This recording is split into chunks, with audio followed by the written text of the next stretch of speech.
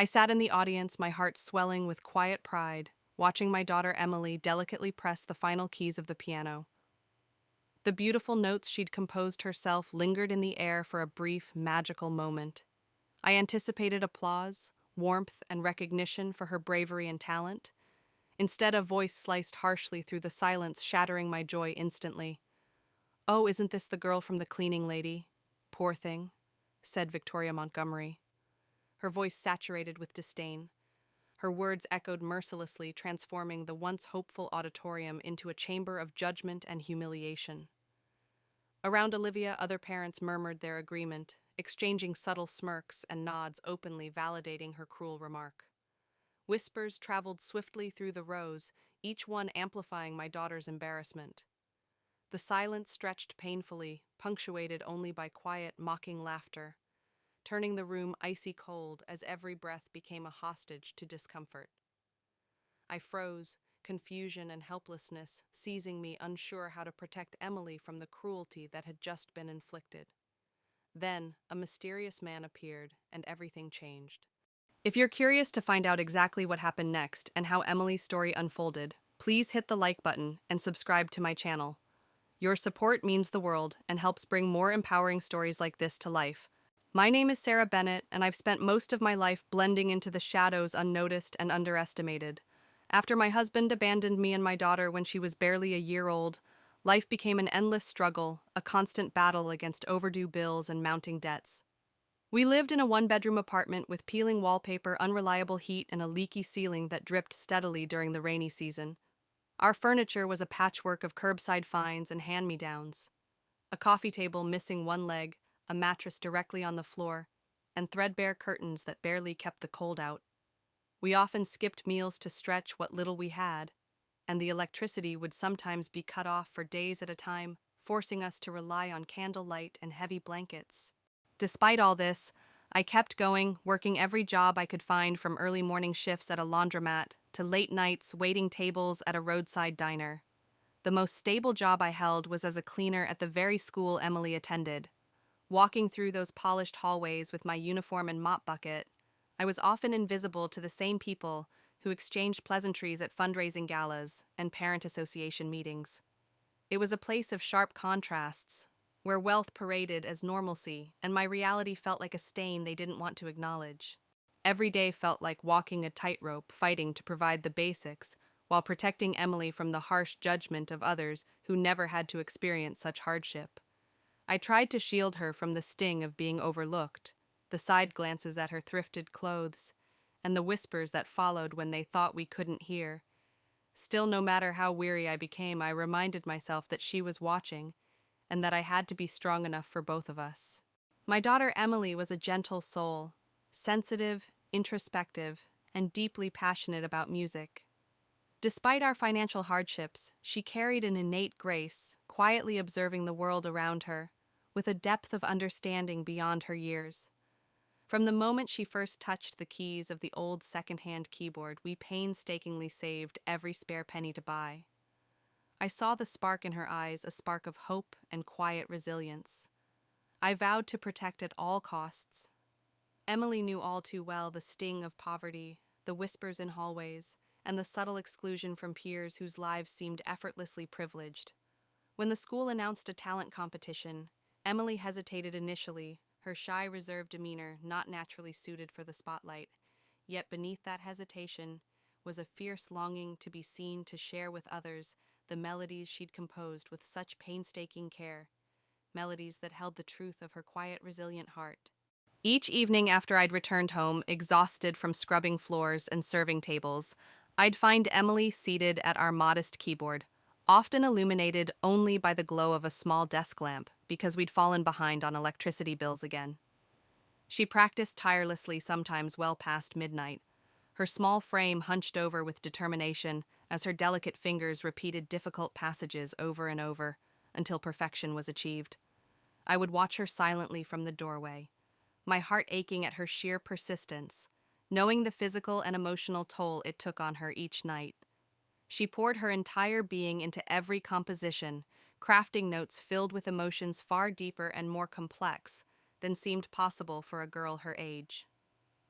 Witnessing this relentless effort filled me simultaneously with immense pride and deep anxiety, understanding all too clearly the risk she was taking by laying bare the vulnerable truths of her young heart to a world that had not always shown kindness.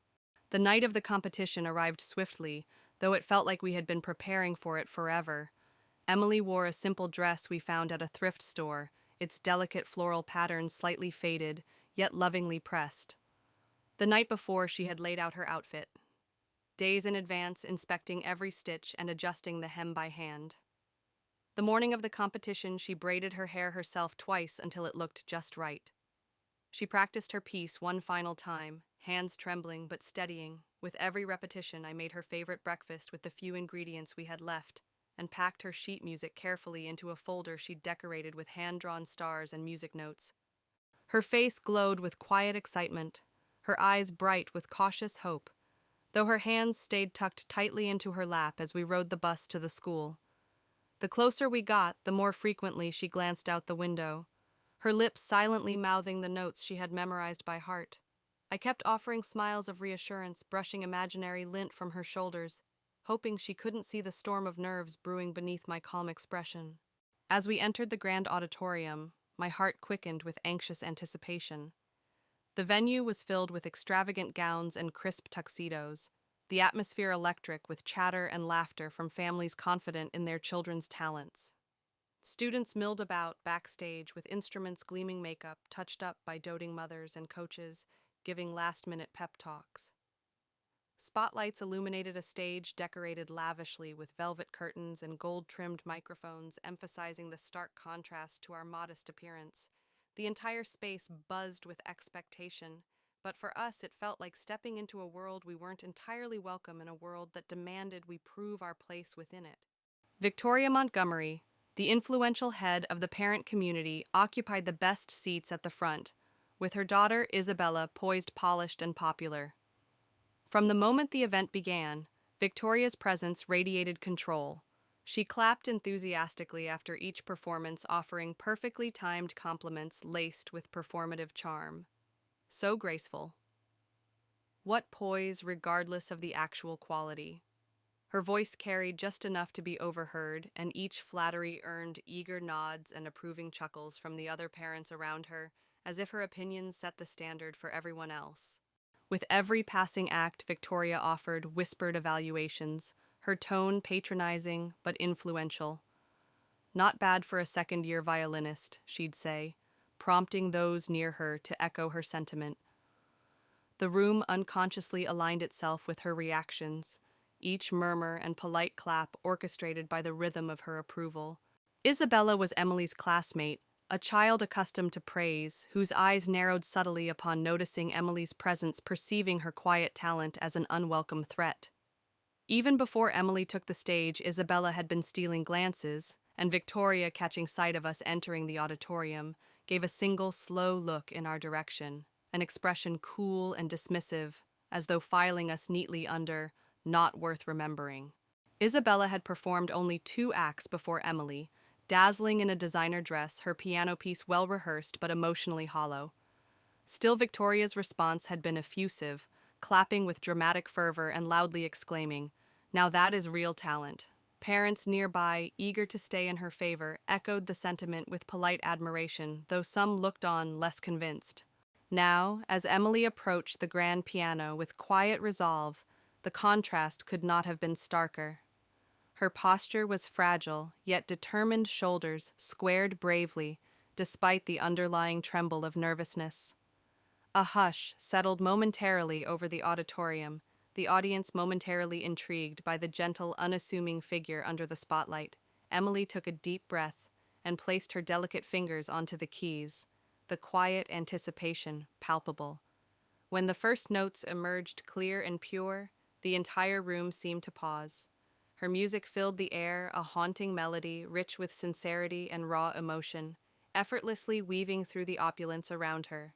As the piece unfolded, Emily transformed before my eyes, confidence blossoming within her, as the notes flowed effortlessly each chord, a testament to her remarkable skill and profound emotional depth.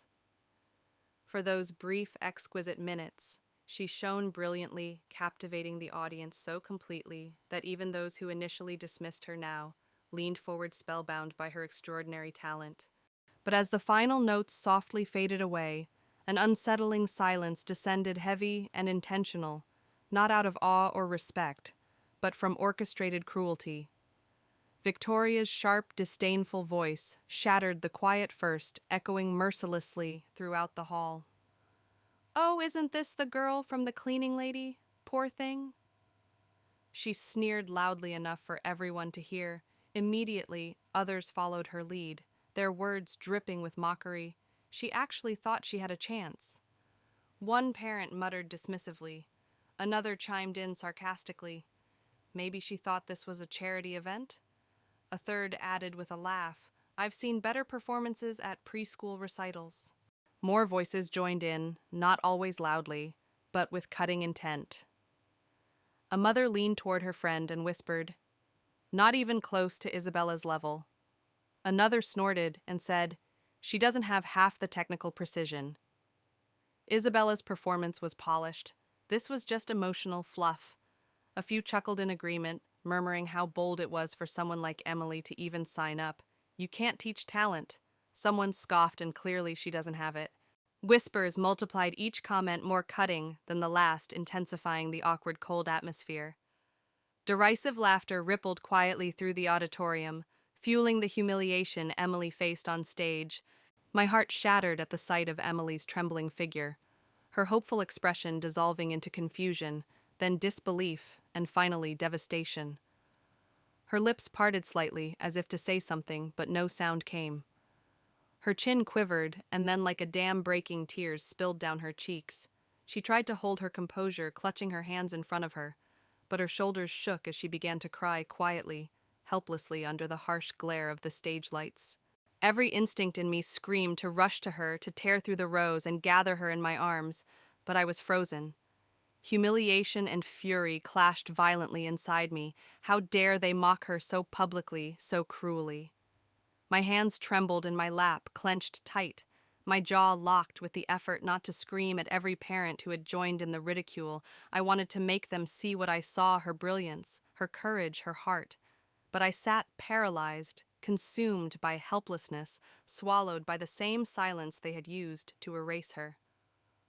Emily stood on that stage vulnerable and heartbroken, and I couldn't move, I couldn't breathe, I could only watch as the light dimmed in her eyes, and the dream she had worked so hard for collapsed in front of her. Then, unexpectedly, from the far back of the auditorium, a man stood up quietly, yet purposefully. His calm demeanor instantly silenced the whispers, drawing every eye. Unlike the other judges seated at the front, he had remained in the shadows until now, unassuming, yet observant. He was, in fact, the special guest judge for the evening, a last-minute addition to the panel that few parents seemed to recognize. Tall, composed, and dressed in a charcoal gray suit, he walked steadily toward the stage with a presence that commanded attention and respect.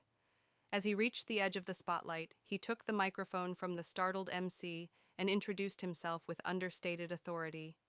"My name is Jonathan Carter. I have spent my life dedicated to music, performing, teaching, and nurturing talent at Juilliard, where I've worked with some of the finest young musicians in the world.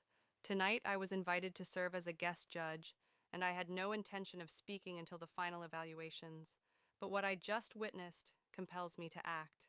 The audience gasped collectively, realizing the significance of his presence. Jonathan Carter's reputation was known to many in the music world, but tonight it was his integrity and presence that truly commanded attention.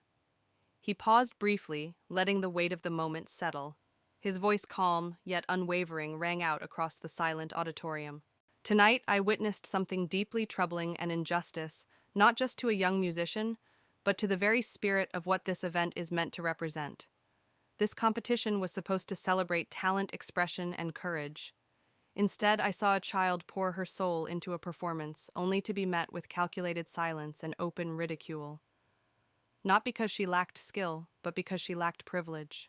He turned slowly, letting his words reach every corner of the room. "What I saw was more than a performance. I saw a composer.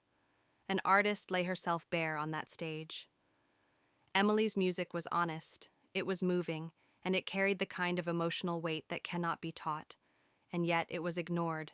He looked toward the judges' table with unmistakable conviction. Whether by social pressure or fear of crossing the wrong people, many of you chose silence. That silence was not neutral, it was complicit. Then he turned back to Emily, his expression softening. Emily, your music deserves to be truly heard. Would you please play your composition again this time alongside me? Emily glanced towards me uncertainly. Her eyes were still glassy from the tears she had shed, but within them now flickered a fragile ember of hope. With a small, hesitant nod from me, she stepped forward and seated herself once again at the piano. Jonathan Carter sat beside her, offering a steady, reassuring presence. As Emily placed her fingers on the keys, something shifted. She was no longer the trembling girl standing in judgment's shadow. This time, she was a musician reclaiming her voice. Their performance began, and instantly the air changed. The same haunting melody returned, but with Carter's accompaniment, it blossomed into something transcendent. He didn't overpower her. He supported her, letting her lead, elevating her composition with grace and sensitivity. His chords threaded seamlessly beneath her melody, weaving complexity and strength through the fragility of her notes. What had once been a lone, trembling voice now resonated like a duet of souls, speaking in harmony across the auditorium. The music soared, richer, fuller, layered with emotion and technical brilliance that silenced even the harshest skeptics in the room. The audience, once buzzing with judgment, now sat utterly still, held captive by the music's beauty.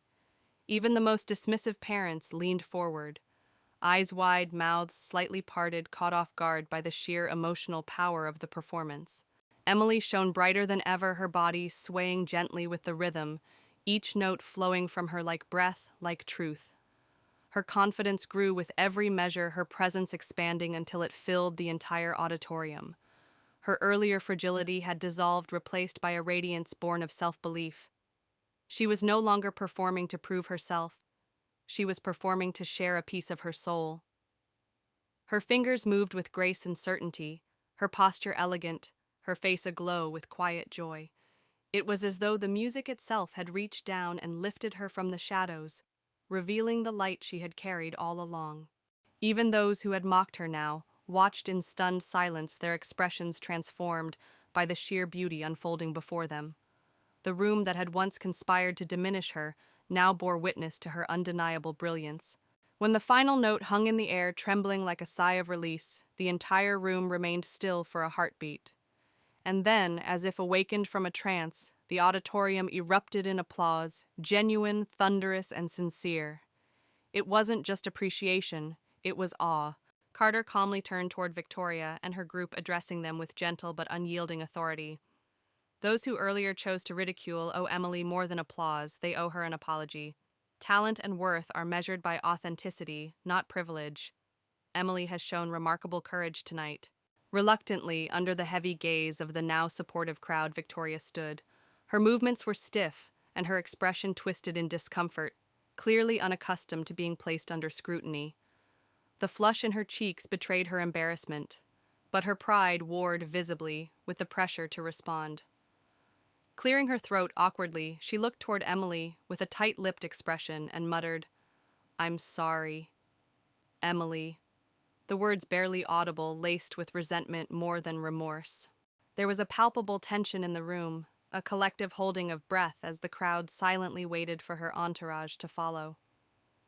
One by one, the other parents who had laughed and whispered earlier stood reluctantly, each more uncomfortable than the last. Some avoided eye contact altogether.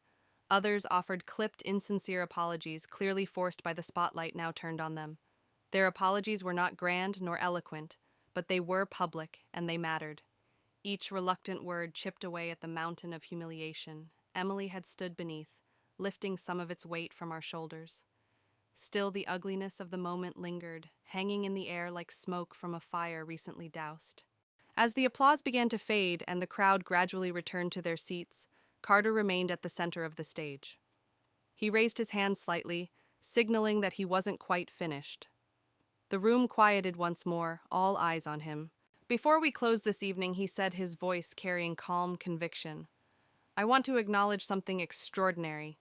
I have watched every performance tonight from the shadows, and while many of the students here are talented and hardworking, there was one that moved me beyond words. Emily's performance wasn't just a display of skill. It was art, it was truth, and it was fearless. Gasps and murmurs fluttered through the crowd. The other judges glanced at one another uneasily. Carter continued unfazed. Therefore, as guest judge of this competition and in full agreement with what this event is meant to celebrate, I am awarding first place to Emily Bennett. The crowd broke into another wave of applause, this time louder, clearer, and with a sense of unanimous justice. Some parents clapped hesitantly, clearly uncertain if they should now pretend to support what they had so recently dismissed. Others, more sincere, stood and applauded with conviction.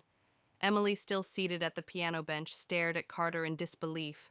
Her eyes, wide lips parted, her hands trembling in her lap. But not everyone celebrated. From the front row, Victoria Montgomery shot to her feet, her face flushed with indignation. This is ridiculous, she hissed, her voice breaking through the applause.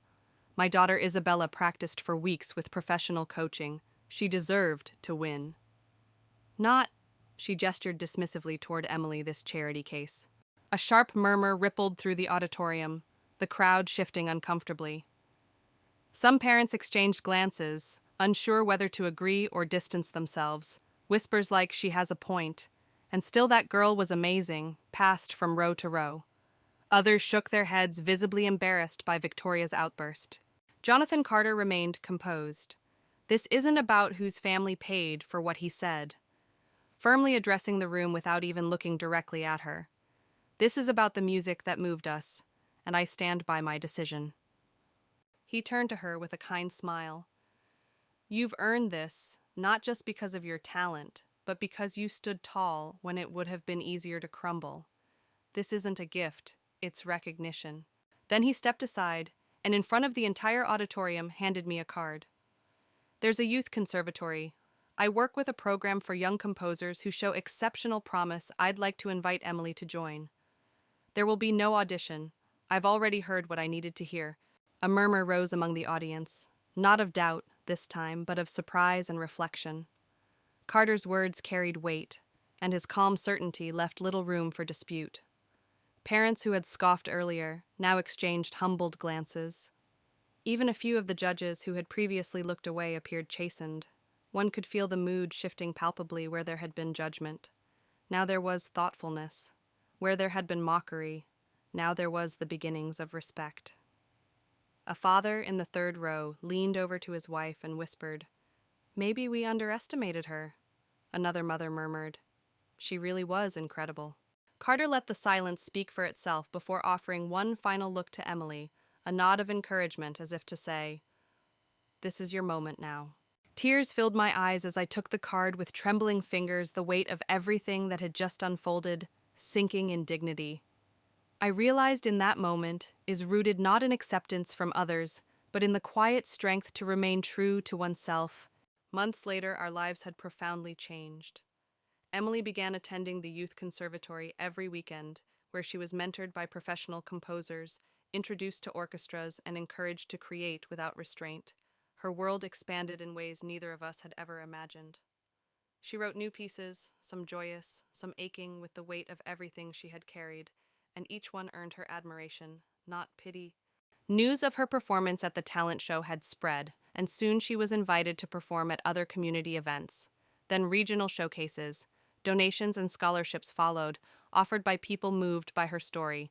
We were no longer invisible families who once averted their eyes in the school hallway, now greeted us with kindness. A few even admitted they had been wrong.